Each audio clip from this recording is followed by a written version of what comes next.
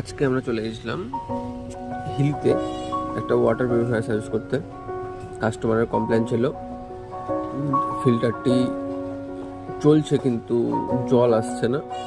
আমার মেশিনটা খুলে দেখি ফিল্টারগুলো ব্লকেজ হয়ে গেছে। কাস্টমার ফিল্টারটি নিয়েছিল অনলাইন থেকে, 2.5 বছর ধরে ইউজ করছে, ভেতরে একটা ফিল্টার একবার চেঞ্জ হয়নি। তো ফিল্টারগুলো যেহেতু ব্লক হয়ে গেছে সেই মতো আমরা ভেতরের সবগুলো ফিল্টার পাইপ টাইপ সব চেঞ্জ করে দিলাম। এখন ফিল্টার নতুনের মতো হয়ে গেছে, জলও পড়ছে। কাস্টমার আমাদেরকে ফেসবুক থেকে নাম্বার নিয়ে ফোন করেছিল।